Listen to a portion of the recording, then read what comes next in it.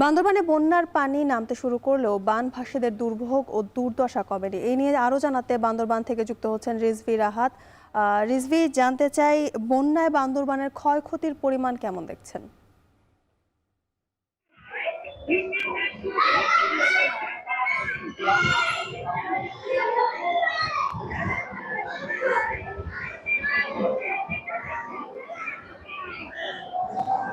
জুতিকা টানা ৬ দিনের বন্যার পানিতে কিন্তু যেসব নিম্নাঞ্চলগুলো প্লাবিত হয়েছে, যার ফলে মানুষ এখনো কিন্তু আশ্রয় কেন্দ্রগুলোতে আশ্রয় নিয়েছে।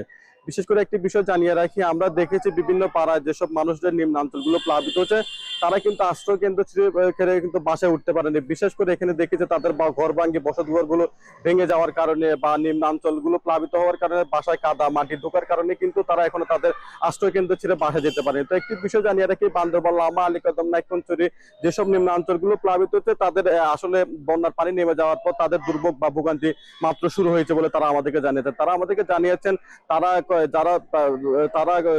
বাসার কাজকর্মে করতে করতে তাদের অনেকটা সময় লেগে যাবে। তো আমরা একটি আশ্রয় কেন্দ্রে দাঁড়িয়ে আছি, যে আশ্রয় কেন্দ্রের সামনে দাঁড়িয়ে আছে। আমরা এখানে আশ্রয় কেন্দ্রের তথ্য মতে এখানে এখন আশ্রয় কেন্দ্রে 50টি পরিবারের উপরও বেশি আশ্রয় কেন্দ্রে তারা রয়েছে। তারা জানিয়েছেন তাদের বসতঘর ভেঙে যাওয়ার একটি কারণ জানিয়েছেন। তাছাড়া তাদের যে বসতঘরের আসবাবপত্র ছিল তা ভেঙে যাওয়ারও কারণ জানিয়েছেন। তো আমরা জানিয়ে রাখি, এখানকার যারা নিম্নাঞ্চলগুলো প্লাবিত হয়েছে তাদের সাথে আমরা কথা বলেছি। তারা আমাদেরকে জানিয়েছেন তাদেরকে যাতে সরকারের পক্ষে এবং পক্ষ থেকে যাতে ত্রাণ সামগ্রী দেওয়া হয়। এবং আরেকটি বিষয় জানিয়ে রাখি, আমরা একটু আগে জেলা প্রশাসনের সাথে কথা বলেছি।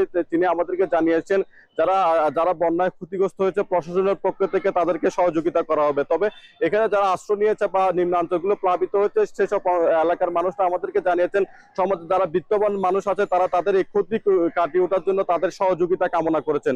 তো আমরা বিশেষ করে আর্মিপাড়া, হাফেজগোনা, বালাঘাটা, কালাঘাটা, হাফেজগোনা যেসব নিম্নাঞ্চলগুলো প্লাবিত হয়েছে, সেখানকার মানুষ কিন্তু তারা এখনো তাদের বসত বাড়িতে উঠতে পারেনি। গতকাল থেকে পানি সরে যাওয়ার কারণে কিন্তু বান্দরবানের সাথে কিন্তু সারা দেশের যোগাযোগ ব্যবস্থা কিন্তু চালু হয়েছে, সড়ক যোগাযোগ কিন্তু চালু হয়েছে। তো আমরা একটি বিষয় জানিয়ে রাখি, সকাল থেকে আমরা বিভিন্ন পাড়ায় গিয়েছি, তা দেখেছি তাদের যে মানুষের নিম্নাঞ্চলগুলো প্লাবিত হচ্ছে সেখানকার মানুষ কিন্তু তাদের বসতঘর ঠিক করার জন্য কিন্তু ইতিমধ্যে পরিবর্তন। তো আরেকটি বিষয় জানিয়ে রাখি, যে আশ্রয় কেন্দ্রে এখন আশ্রয় কেন্দ্রে 50টির উপরে পরিবার রয়েছে। তারা তাদের বসতঘরে আজ যদি বৃষ্টি না পড়ে তারা তাদের বসতঘরে ফিরে যাবেন।